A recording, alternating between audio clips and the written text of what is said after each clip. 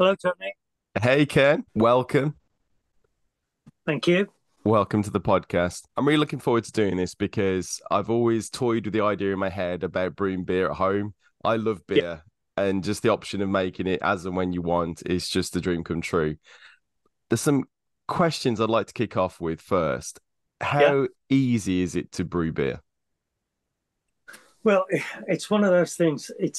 There's lots of different ways of doing it. Some of them are easier than others. Um, but basically, beer is made from malted grains, which is where the sugars have been released from grains, hops and water, and the work's done by the yeast. Now, in order to get those sugars out, there is a process you need to go through, which, if you want to make beer from scratch, like I mostly do, you start off with something like this, the basic grains and the hops, and you go through the process. Takes about 4 hours for me, but you don't have to do that because that sort of thing has already been done for you. And most people, when they think about making beer, they'll think about kits. They'll think about something like this. These have been around well, forever, really. And this is the way lots of people have made beer in the past. And all that hard work's been done for you in a kit like this. So all you do is you dissolve this into water. You add some extra fermentables, preferably malt, but some people put in sugar. Doesn't make as good beer, though. And then you put the yeast in and let it do its work. So about half an hour's work getting it ready, and then you just leave it for a couple of weeks to do it. And then the harder work comes when you've got to bottle it or do something else with it. But that's basically the two different ways. One where you do all the hard work, and one where they've done all the hard work. And obviously, you pay them to do the hard work. And if I want a lager, say a low alcohol lager, what would I need to change to get that as the end result? But if you want to make a low alcohol lager, there's nothing that's specifically designed for that. But the way to do it is to put in less fermentables. So you just put in the can, perhaps a little bit of extra or something with it. Um, but the less fermentables that there is there, the less alcohol you'll end up with in the end. Uh, And what are the fermentables? So, as I said, a lot of people years ago used to put just ordinary sugar in. It works, it makes alcohol, but I call it empty alcohol. It's got no flavour. So it's not the best way. Beer should, of any kind, should be made with malt. And Okay. I'll show you some of that. Uh, that's one of the ways that malt comes in a Yeah. powder. There's lots of different ways, lots of different qualities of kits as well. Like nowadays, we've got kits like this with everything in the box, Hmm. designed to give an absolute top quality beer with lots of flavour, hop flavours, some beautiful hops in there. Yeah. And how long did you say it takes to brew the beer, so from start to finish? Yeah, usually about 2 weeks to get it brewed, and then a few days for it to clear. And then with beer, you don't want it to be flat. And while you're brewing it, any gas that's there will escape. So then you have to put it into some sort of container. I should, that's that's called a pressure barrel. Yeah. It's an old one, and it seals up, and you can put it into there, seal it up, and you put some extra fermentables in, some extra sugar usually, just a little bit, and the yeast turns that into CO2, and it puts all the gas back into the beer. It gives it what we call the body. So you can do that, or you can do the same thing by putting it into bottles and sealing it up. So when you say the fermentables, they like the ingredients. Yeah, yeah, basic ingredients. And let's say for the actual fermentation itself, you're best to use malt Yeah. because that makes the best tasting beer. And What would you say are the main mistakes people make who haven't done this process before? Well, I can tell you mistakes people used to make a lot years ago. This was so much more popular than it is now. Nearly everybody did it, but a lot of them made the same mistake. Firstly, they wanted to make it as strong as possible, so they just could have put more and more and more table sugar in. Yeah. And usually that would either kill the yeast and you get no alcohol, or you'd get something which would put you on your back. It wouldn't taste very good. And another thing that people got wrong sometimes was not sterilizing everything. You want the yeast to do the work, not bacteria and wild yeast that are floating around. You want the yeast that's in the packet to do the work. So you have to kill off everything else with a sterilizer. So everything has to be thoroughly cleaned and sanitized with the powder. And if you do that properly, then you don't have much of a problem. The only other thing you've got to keep in mind is that yeast hate changes in temperature.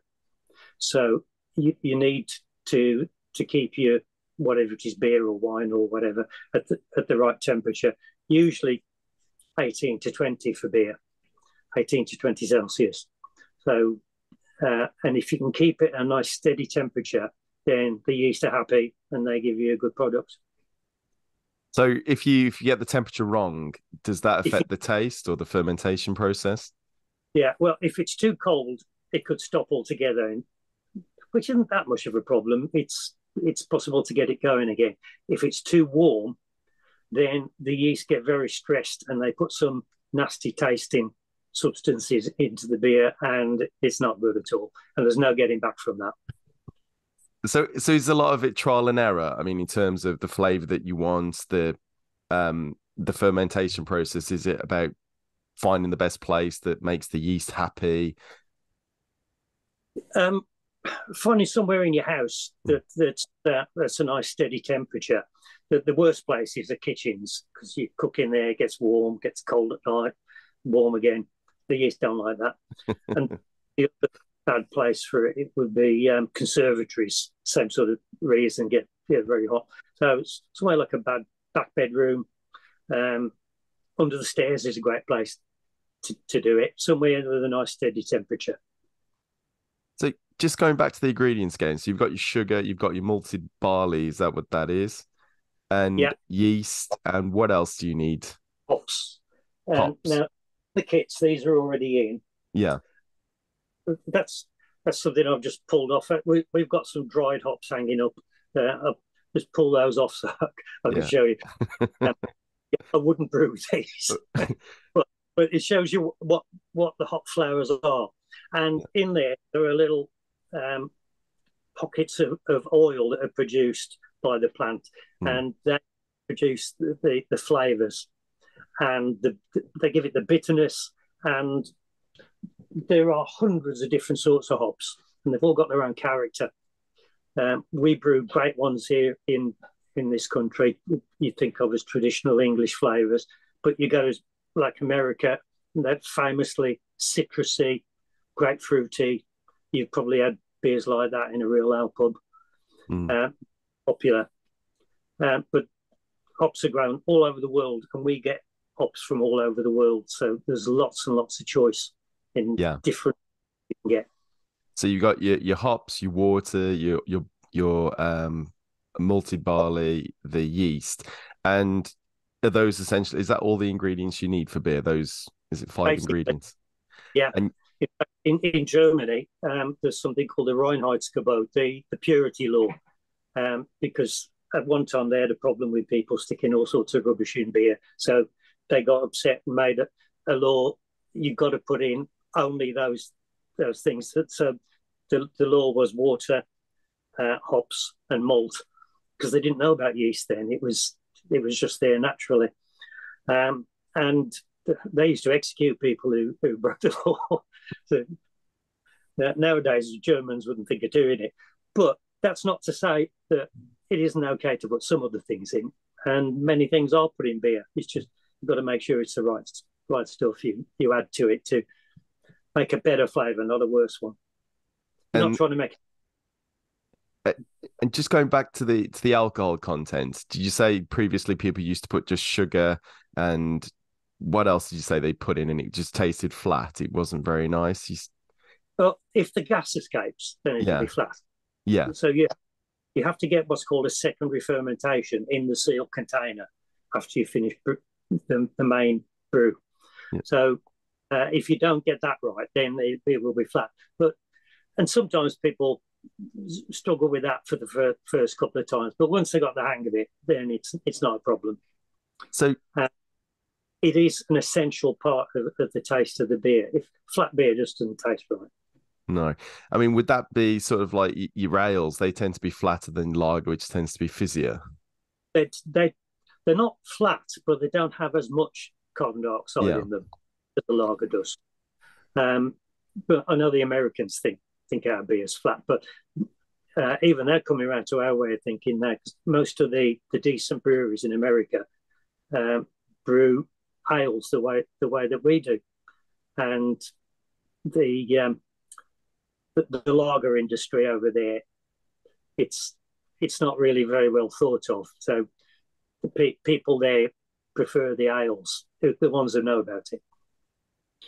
So you've got to get the amount of gas in it right.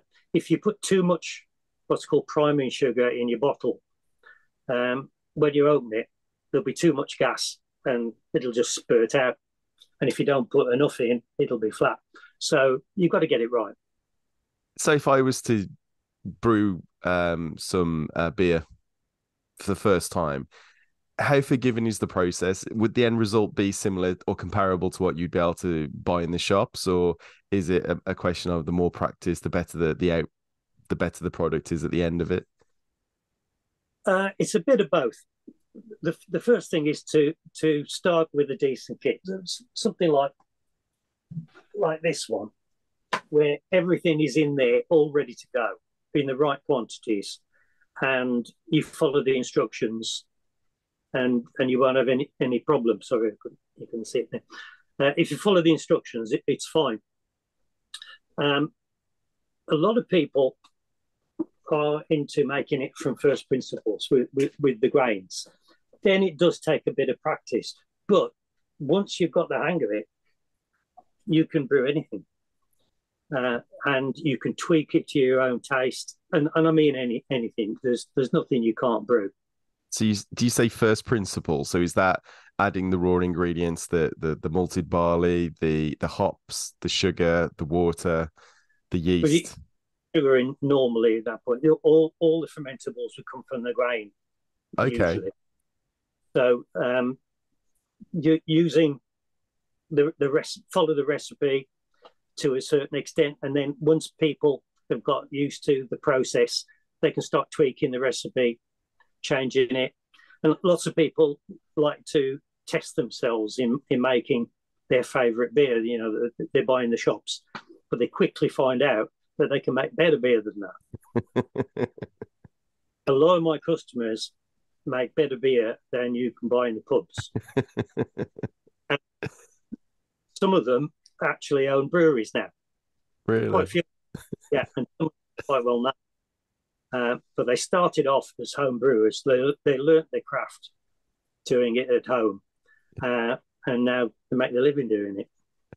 How would you say there's been a resurgence in the popularity of brewing at home?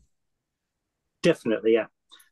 Especially once people realise the quality. Years ago, the quality of the kits wasn't all that good, but I'd say over the past 15 years, the quality has shot up, and you can't complain about anything that you get in the kits nowadays. And we've got access now to the same ingredients that all the breweries have got. So that's exactly the same as the biggest breweries would use, and the tiny microbreweries, and home brewers can have exactly the same thing. And it's broken down so they don't have to buy a vast quantity of it. They just get what they need. And we've got access to all those different kinds of hops now as well. So you can mix and match. You can use your favourite hops. You can use your favourite malts. You can make it dark, light, bitter, sweet. So whatever type of beer you like. What's your favourite beer? At the moment, a Bud Light. But I did used to like Stella. I mean, for a long time, I was a Stella Artois drinker, and then I think the lower alcohol suits my lifestyle better now at this point. So I can drink a lot more Bud Light, and not wake up with a sore head the following morning. So that works for me anyway. and that's not to drink as much.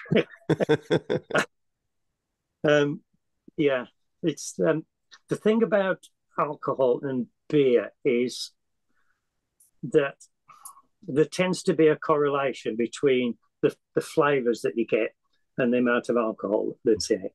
Like some of the really well flavored beers, they got something like 6.5% alcohol. Mm. And that's not with people going mad and putting extra sugar in. That's the way they're designed, and they're really good at that. But an average homebrew kit would be something like 4%. Mm. But they don't put as much sugar in. You can make it weaker.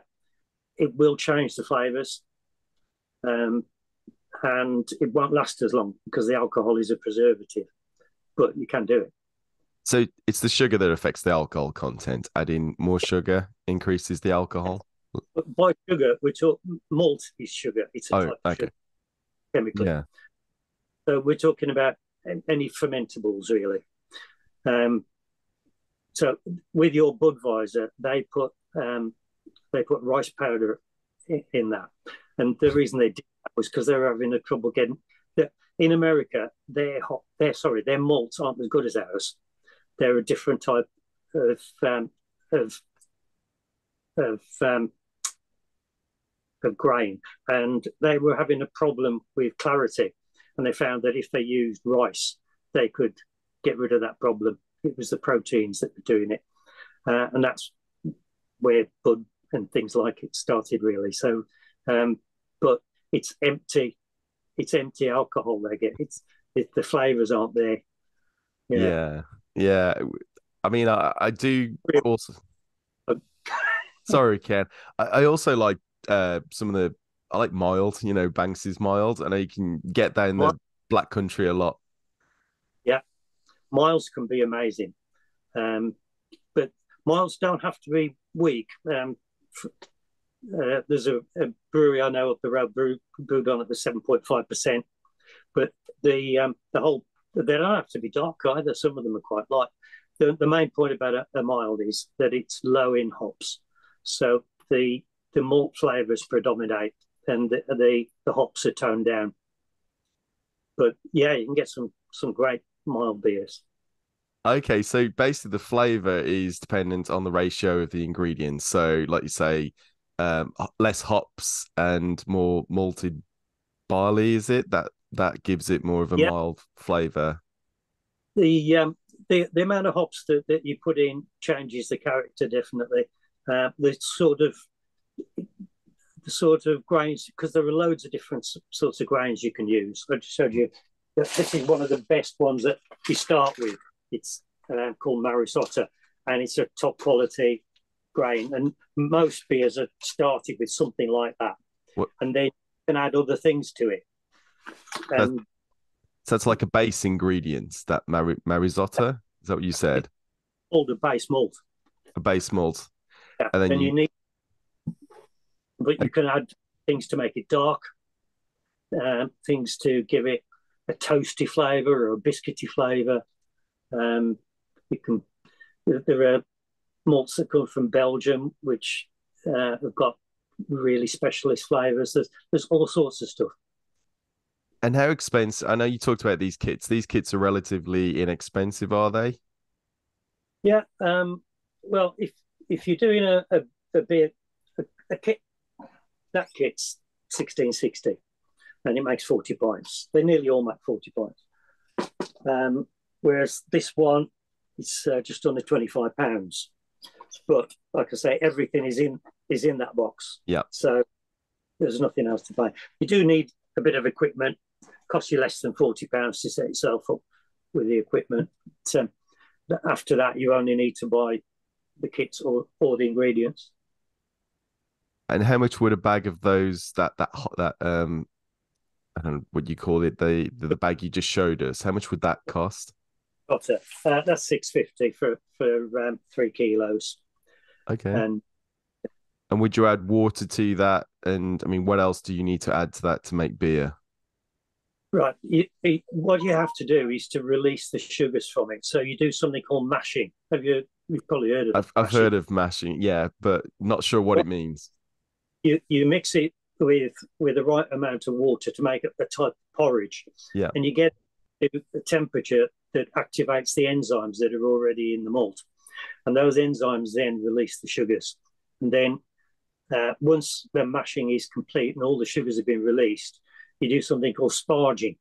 So you've probably heard of mashing and sparging. Sparging is just flushing those sugars out so you can make beer with them.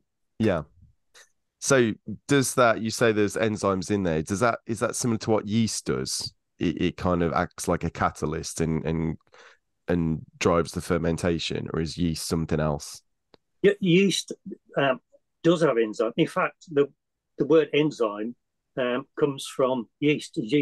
Yeast is where the zyme bit comes from, because they first discovered enzymes in yeast. Yeast have got their loads of different enzymes in, but they're not the same as the enzymes that are in the grain. The enzymes that are in the grain, they're there really for the plant. The plant stores its energy in the form of starch, but it wants to be able to get at it. So it's got enzymes in the grains which are there to release it. You're right for time. Yeah, sure. Yeah, carry on. So the plants release those sugars when the plant needs it, and of course, what we do is we force it to release it when we want it.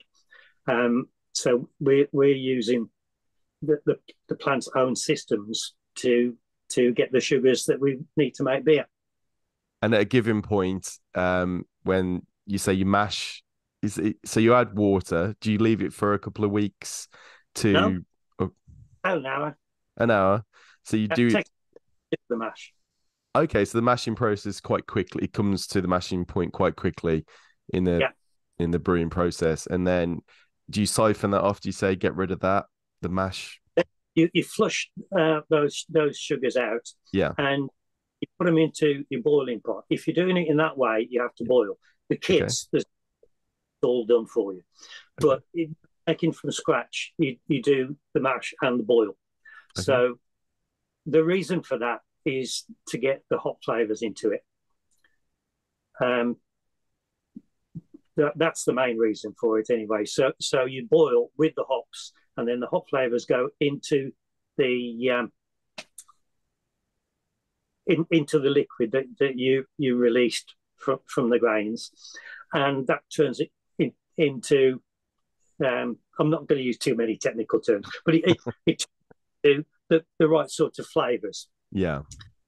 And then the yeast works on that and turns it into beer. And what's the appeal to you? What got you into brewing? One was I liked the taste of it. Years ago, when I was at school, I did work experience at Mitchells and Butler's Brewery in the labs, and I got to know a few people who were into brewing then, and that I worked with Brewmonkey later on as well, and seeing how it's done commercially, it's very, very similar to the way that we do it. It's just done on a vastly bigger scale and with an eye to the costs all the while. So that's why once I got into brewing myself, I realised I didn't have those cost restraints, because it doesn't matter to me if it's a few pence dearer, but those few pence make all the difference to the quality and the flavours. So, but it's still a lot cheaper to make your own beer than it is to drink it in a pub. with a kit, you're talking what 45p a pint, Really? and less than that um, for making it from scratch.